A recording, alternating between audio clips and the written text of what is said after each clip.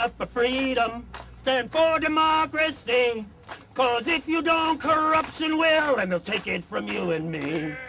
Yeah. Corporate domination is killing everything, from your good health to a ruined coast to corrupting governments. Whoa, freedom!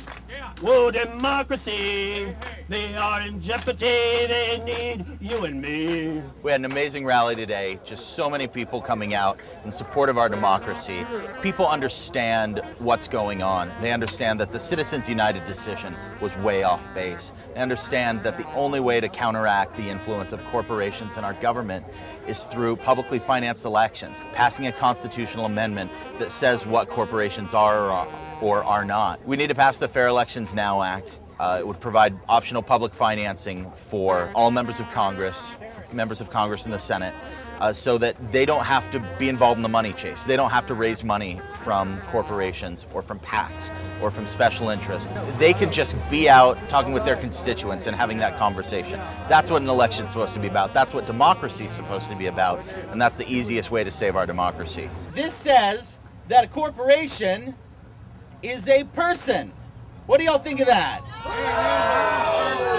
That corporations have free speech rights. What do y'all think of that? But nowhere did any of our founding fathers think that corporations should have free speech rights. We should remember when they threw that tea into Boston Harbor, what were they protesting? Were they just protesting the British Crown? No. They were protesting the East India Trading Company and its monopoly. That's right. And the corruptive power that they had over the elected process back in Britain. And the only way to change that is to change who's on the Supreme Court or to change the Constitution. Now we can wait 40 years and wait for this to cycle out until we get some reasonable, rational people on the Supreme Court. That's what we had to do with a lot of these. A very bad idea.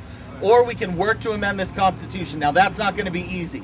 That requires 3/4 of both the House and the Senate to send an amendment to the states. And for 2/3 of our states to do that, that is going to be something that we need to be energized about, and we need to be talking about, and we need to be ready for that fight. Are we ready for that fight? Yeah! How many people here are CEOs? Okay, we got one. How many people here have a voice in Congress equal to that of Citibank? Bill, what kind of crowd? Hey, yeah, I want some of that. The Supreme Court ruled in January that special interests can spend unlimited sums to affect the outcome of our elections. Is that a good idea? Yeah. The problem with Congress today is not so much that individual members of Congress are rotten apples. The problem is that the barrel is rotten. You can start out with honest intentions, and once you get in there, you detect this aroma. It was not too long ago that Bo Pilgrim, one of the biggest polluters in Texas from Pilgrim's Fried Chicken, was caught literally handing out $10,000 checks right on the floor of the Texas Senate, right there, to senators. Now, that kind of corruption might not be as obvious, but it's just as pervasive today. Industry lobbyists have too much control on Congress. They write the checks to the politicians. They wine and dine them. They take them on fancy vacations that they disguise as fact-finding missions. It's just ridiculous how much control they have in Congress, and that has a real impact on people's lives and on our environment. We all know now, of course, the notorious story of the oil company lobbyists who influenced members of the agency responsible for overseeing offshore oil drilling, the former Minerals Management Service.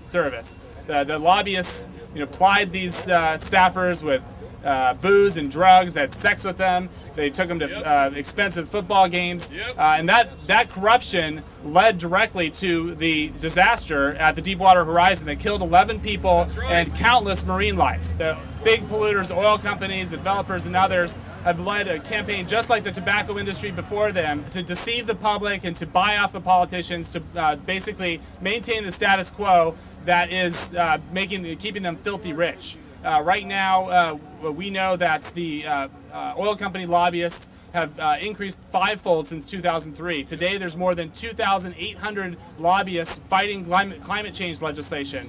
That's more than 5 times every member of Congress in Washington, D.C. right now. They're literally writing the laws. Early this year, the Washington Post discovered that 2 top former Bush administration officials had literally written an amendment that they then handed over to one of their top allies in Congress, Alaska Senator Lisa Murkowski, who just so happens to be the number 4 biggest recipient of big oil money and the number 1 biggest recipient of money from the electric utilities. She then took that amendment and filed it right in the U.S. Senate, verbatim. And they're now, oil companies are working overtime to try and pass that amendment or similar amendments. And if we don't get money out of politics, if we don't fundamentally change lobbyists and their power in Congress, we're not going to make real progress on the environment. We need to end that cozy relationship. We need to end the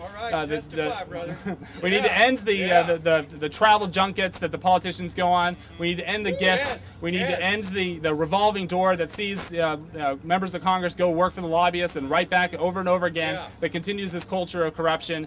We need to end that. We need to pass lobbying reform now. We need to overturn Citizens United, and we need to get big money out of politics and get to work solving our environmental problems. Thank you. Lobbyists buying congressmen, they're stealing all our rights, then selling them back to us, genetically modified. Whoa, freedom! Whoa, democracy!